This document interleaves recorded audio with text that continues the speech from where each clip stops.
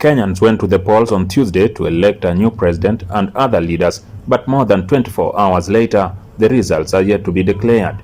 The body responsible for organizing the elections, the Independent Electoral and Boundaries Commission (IEBC), had by Wednesday afternoon received 97% of the electronically transmitted copies of Form 34As, the equivalent of declaration forms.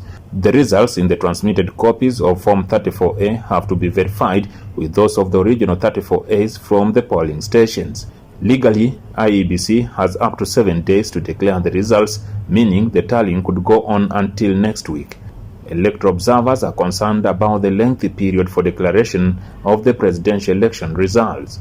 I have seen here, since the counting started yesterday, they are not even halfway. So chances are high that they will delay, maybe they will go up to Friday morning. Of course, that has its own problem. It causes a lot of anxiety. Maybe that's one area where Kenya will need to learn from Uganda, that these results need to be transmitted quickly and then tallied. But I see a lot of cautious on the side of the Electoral Commission. They are fearing to make any mistake. But the National Unity Platform Secretary General David Rubongoya, who is in Kenya to observe the general election, says the duration before the results are declared is okay. I hope they will definitely release the results before that time, but it is important that they also have chance to verify these particular results forms. The three observers say the Kenyan elections cannot be compared to Uganda's. Raila was campaigning, Ruto was campaigning, and in Uganda you remember what was going on, that you just go for an election and it's tear gas and bullets all the time. In Uganda, look at the nature of our 2021 campaigns: kidnaps, extrajudicial killings of people supporting opposition candidates. You have torture. You have candidates campaigning in bulletproofs.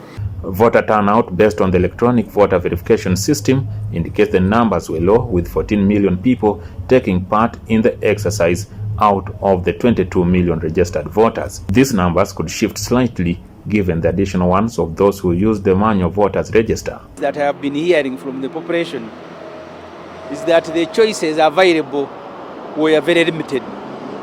There are people who wanted an outsider, but if you are choosing between Raila and Ruto, you are choosing about the same set. The lowest turnout was in the Mount Kenya region, which ironically has the second highest number of registered voters.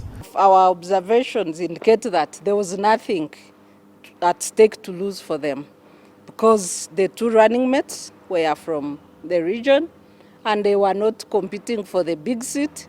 So whichever candidate wins, they will have their person there. What cannot be neglected about the voter apathy is the 2007 post-election violence, which is still fresh in the minds of many, the reason the streets of Nairobi remain largely deserted even if today was not a public holiday. Jackson Onyango, reporting for NTV in Nairobi, Kenya.